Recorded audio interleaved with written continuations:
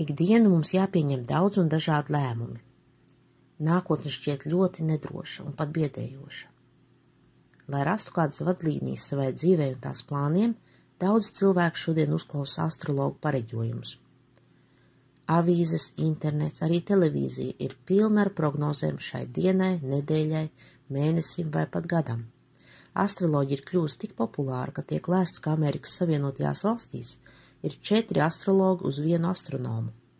Tomēr kāda ir atšķirība starp šīm pēc nosaukumiem tik līdzīgām nozarēm? Uz šo un daudziem citiem jautājumiem šajā raidījumā mums atbildēs ukraiņu astronoms Артур Карпенко. Астрономия, она занимается изучением небесных объектов, их физическими свойствами, их происхождением, как они взаимодействуют между собой.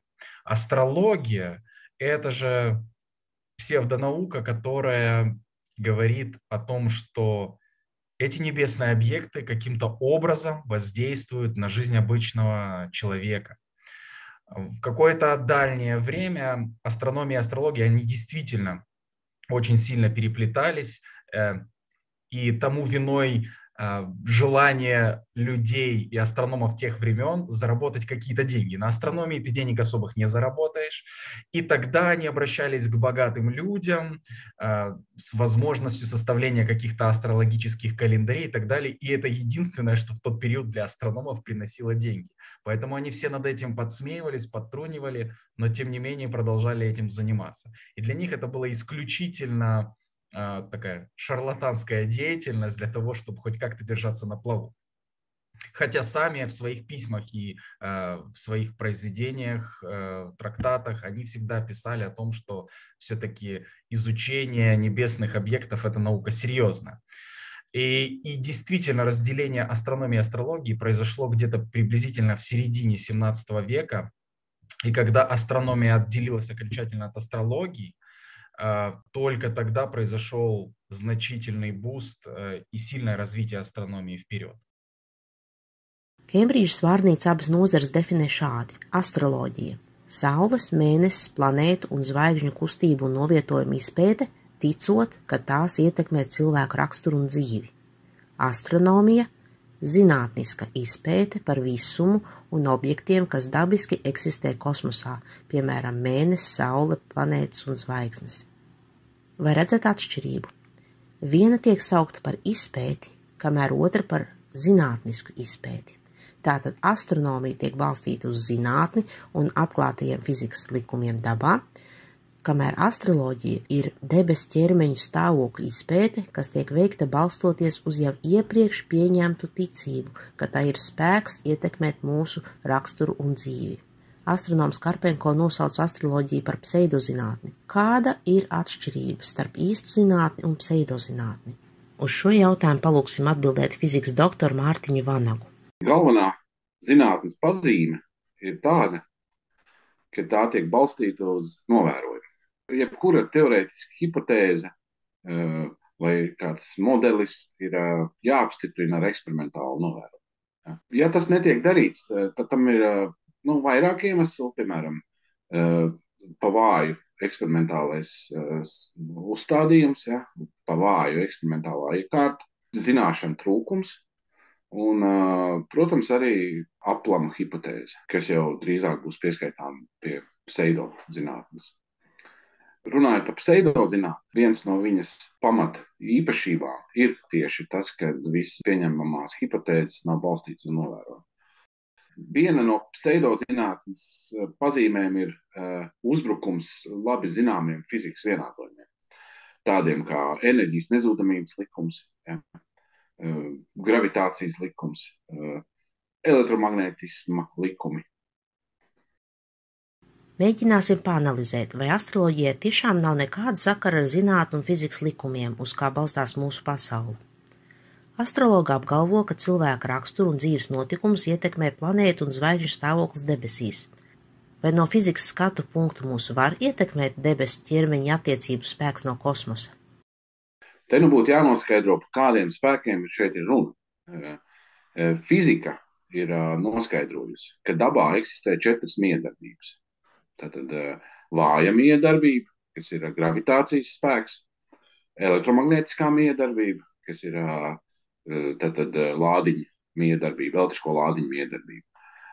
Un stiprie un vājie kodolspēki, ja, kas ir diriģē visus noteikumus atomu kodolos. Ja. Abi pēdējie stiprie un vājie kodolspēki, ja, tie mums atkrīt, jo to darbības diapazons noslēdzas kodolā, kas ir neiedomājami mazs telpas apgabals. Un runāt šeit par kaut kādu kodolspēka ietekmi no tālām zvaigznēm, uz mani šobrīd varam vienkārši izslēgt kā tādu. Ja mēs runājam par elektromagnētisko miedarbību, tad te runa ir par divu veidu elektriskiem lādiņiem – pozitīvajiem un negatīvajiem. Pretēji zīme lādiņu pievelkas un vienādi atgrūžas. Par laimi, pēc lādiņu nezudumības likuma, visumā pozitīvie un negatīvie lādiņi ir vienādā skaitā. Pretējā gadījumā notiktu ārkārtīgi spēcīga matērijas pievilkšanās. Piemēram, ja starp diviem cilvēkiem, kas atrodas metra attālumā viens no otra, elektrisko lādiņu skaits atšķiros kaut par 1%, tad šie abi cilvēki pievilktos viens pie otra tādu spēku, kas spētu noturēt zemeslodi. Tāpēc ir ļoti labi, ka šie spēki ir vienādoti, jeb neutralizēti, jo molekulārā līmenī. Un te nevar būt runa nekāda par elektromagnētisko spēku iedarbību no kādas attālas zvaigznes vai planētas uz mums. Нет никаких доказательств того, что каким-то образом далекие звезды могут повлиять на обычного человека. Все, что мы действительно ощущаем, как люди здесь, это воздействие гравитации объектов на нас, но не конкретно каждого человека, а на всю Землю целиком. Например, воздействие гравитационное Луны на Землю. Это приливы и отливы. Astronomija atdalījās no astroloģijas tiklīdz kāds sāka pētīt, kas un kā notiek, nepaļaudamies uz seņšu nostāstiem. Tas bija sākums ilgam ceļam uz zināšanām, ko mēs pazīstam kā zinātni. Laika gaitā katrā zinātnes jomā ir vērojama attīstība. Kā ir ar astroloģiju? Kāds progress redzams tajā? Астрология сама по себе, она очень нестабильна и неоднозначна.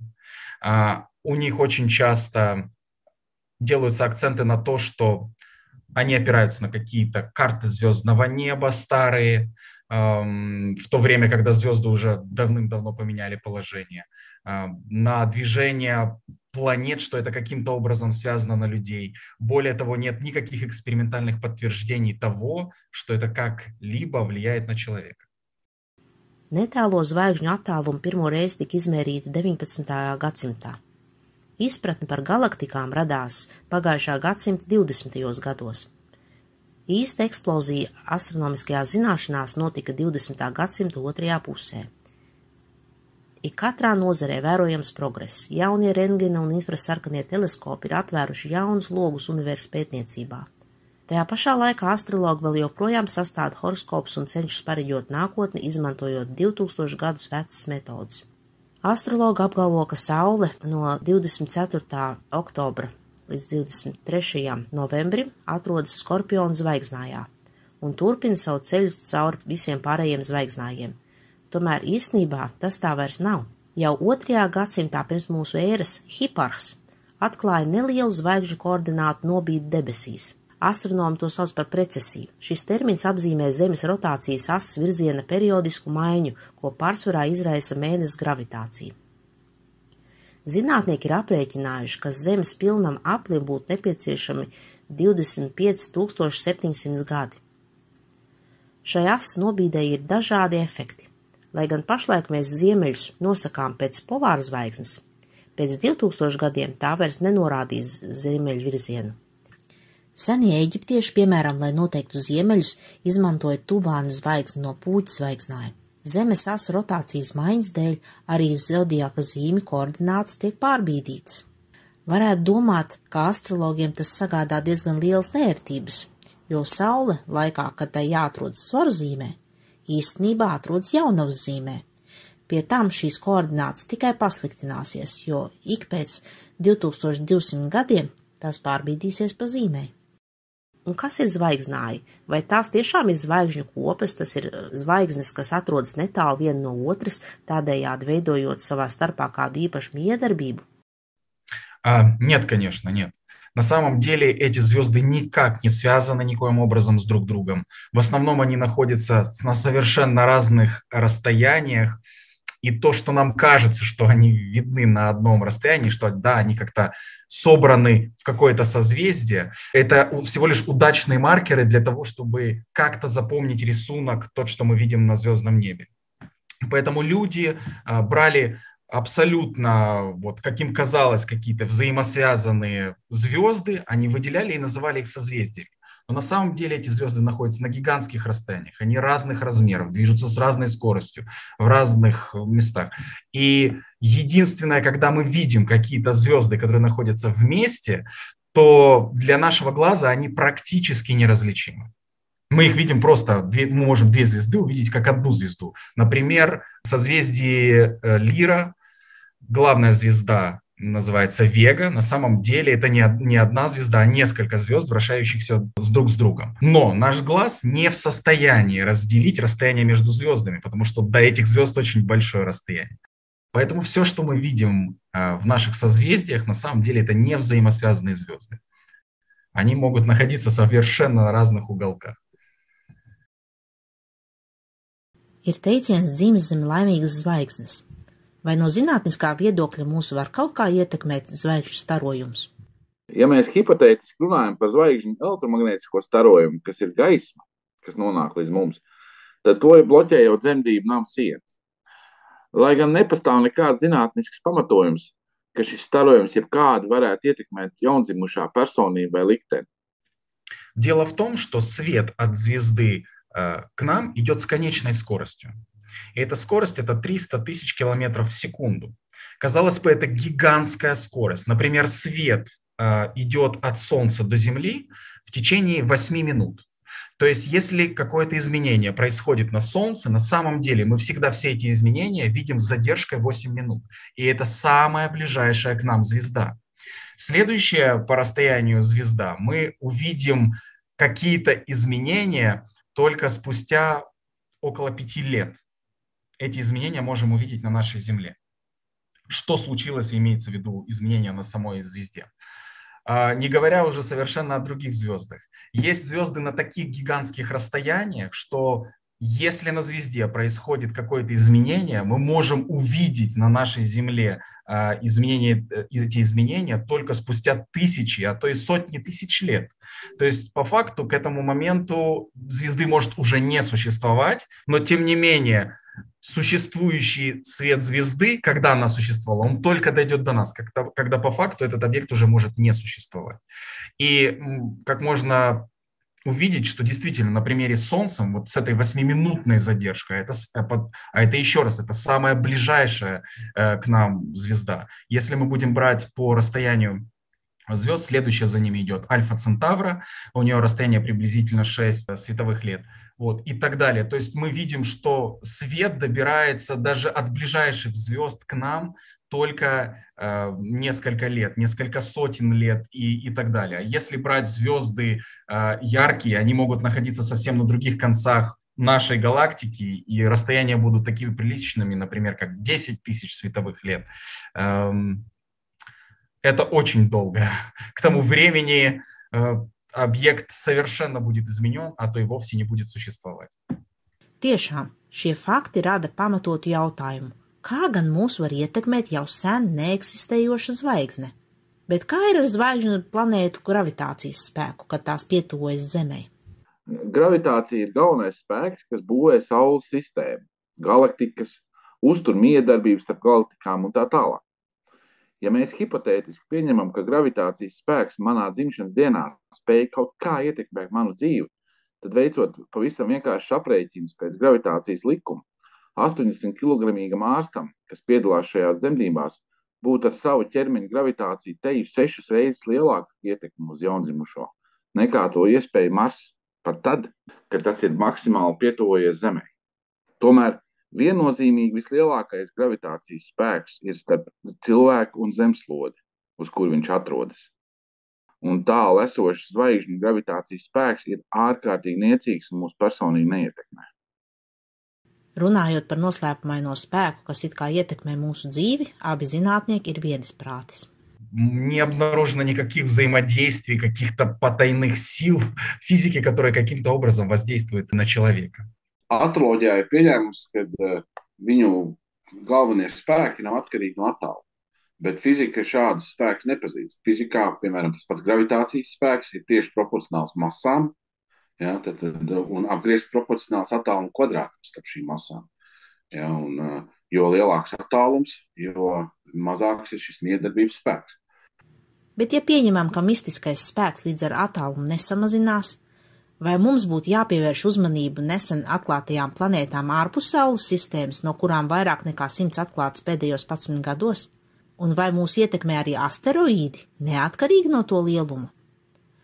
Senajiem grieķiem nebija nekādas nojausmas par Urānu, Neptūnu un punduru planētu Plutonu. Tomēr viņu pareģošanā neradās nekādi sarežģījumi. Urānu atklāja 1781. gadā, Neptūnu 1846. gadā, bet Plutonu 1930. gadā. Vai tas nozīmē, ka senāk sastādītie horoskopi bija kļūdaini? Kopš Babilonijas zvaigžņu karšu laikiem daudzi jauni zvaigžņi ir atklāti un planēti. Tad no zinātniskā viedokļa astrologa aprēķinam ir jābūt aplamam, ja viņš neiekļauj šos jaunatklātos ķermeņus savā aprēķinā. Tomēr interesanti, ka mūsdienu astrologi, tāpat kā senie grieķi, turpina izmantot vecās mezopotāmiešu kartes, būdami pilnīgi apmierināti ar saviem panākumiem. Rodas jautājums, vai tiešām astrologu pareģojumi ir atkarīgi no zvaigžņu un zvaigznāju stāvokļa? Ņemot vērā visus šos zinātniskos argumentus, kļūst skaidrs, ka astroloģija nav zinātne, un uz to paļauties kā uz fizikas likumiem nevar.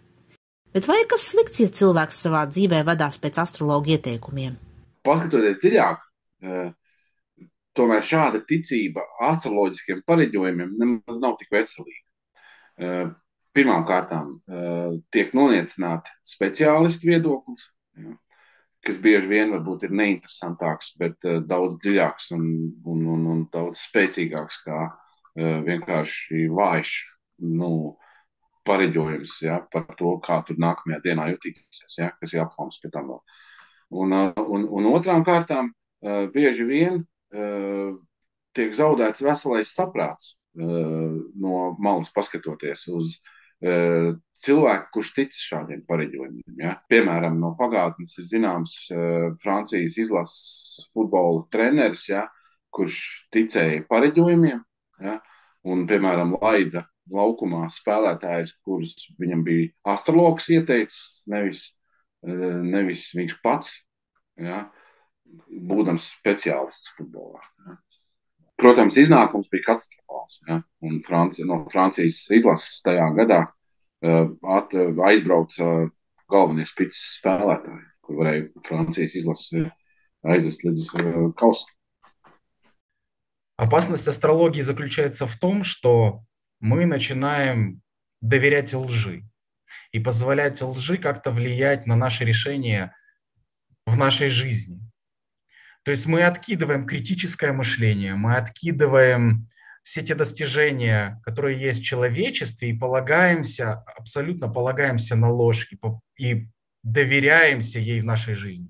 Я знаю очень многих людей, с которыми ты общаешься, и они действительно на это полагаются.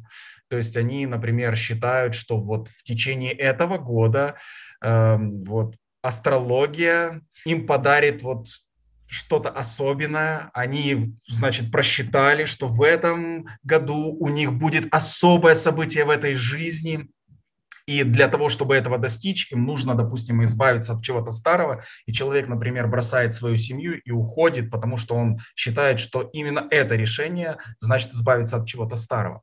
И тем самым вообще человек, когда он принимает такие решения для того, что он будет доверять чему-то, например, астрологии или еще какой-то другому виду лжи, он просто тем самым отбрасывает всякое критическое мышление в своей жизни, и после этого просто истине уже не будет места в его жизни.